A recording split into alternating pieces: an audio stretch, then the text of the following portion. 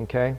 The International Society of Hair Restoration Surgery means a lot to me, and it did mean a lot to me when I first started because I didn't know what the society was, but they're a co-sponsor of this meeting, and they're fantastic because they give you so much. We're going to talk a little about what the ISHRS is and what it stands for. I'm a member as well.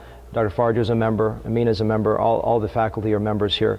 And it was incorporated in 1993, the first meeting was back in my hometown in Dallas, before I started hair. There's a total of 1,200 members. You see that it's really, it consists of not just physicians but surgical assistants, so both those can be members here. And there are as many from the US, if not even more so from across the world. So this is really an international society. Dr. Farjo is from England, so we've got our first guest from outside of the United States. And it's a pretty multi-specialty, diverse presence from all different specialties, so it's very embracive as well.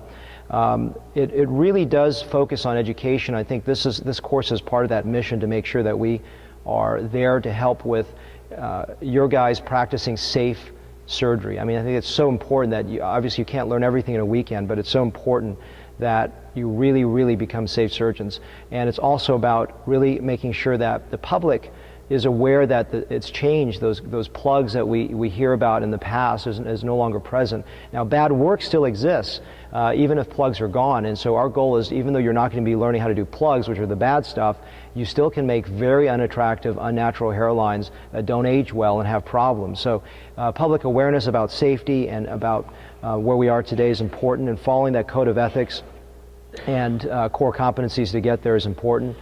Which is separate from the ISHRS, is the American Board of Hair Restoration Surgery, something I'm very proud to be a member of, and having passed that exam, it really made me become a safer surgeon. That's affiliated. The mission statement is to achieve excellence in patient outcomes by promoting member education, international collegiality, research ethics, and public awareness.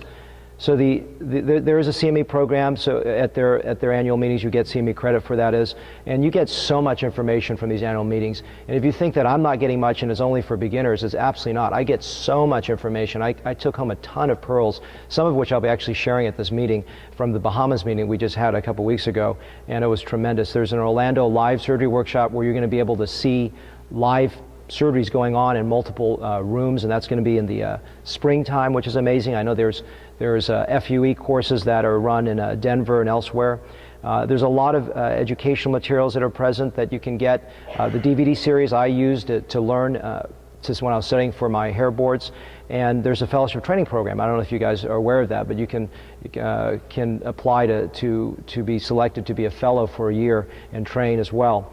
So I think this is something so important. As if you're a member of the ISHRS, you're getting a lot of this, which is you're being a part of an organization that's helpful to communicate and reach out to the world and to really educate the consumer about what is safe and aesthetic with hair. And part of that benefit is the doctor finder, so you'll be listed on the site. So if someone is looking for you in a certain demographic, they're able to pull you up, and it can help bring patients to you as well. I really want to stress this collegiality. Even though these slides were given to me by Victoria, who's the executive director, I really believe in every slide that's up here, and I get so much out of the collegiality with my peers, and I learn so much from them. You know, I'm a student for life, and this is, even though I'm a lecturer here, you know, I'm this much lecturer and I'm this much student, so I get so much out of this. And that's the one thing I want to drive home, is that education is lifelong. And I think that if you look at this and say, you know, I packed up my bags, I've had 3 great days of learning hair restoration and I'm done, then I've really done a disservice to you guys in terms of where you need to be. You have to look at this as a lifelong education, constantly read, constantly go to meetings.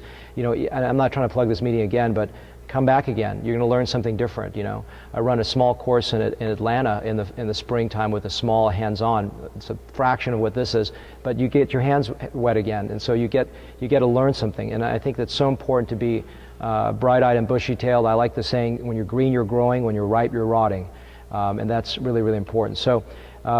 You know, this is, if you want to take that down, the info at ishrs.org. I really encourage all of you to join, something I'm really proud to be part of. And next year, please join us in San Francisco. I certainly will be there myself in late October. And this is the annual meeting that I talked about with the CME credits.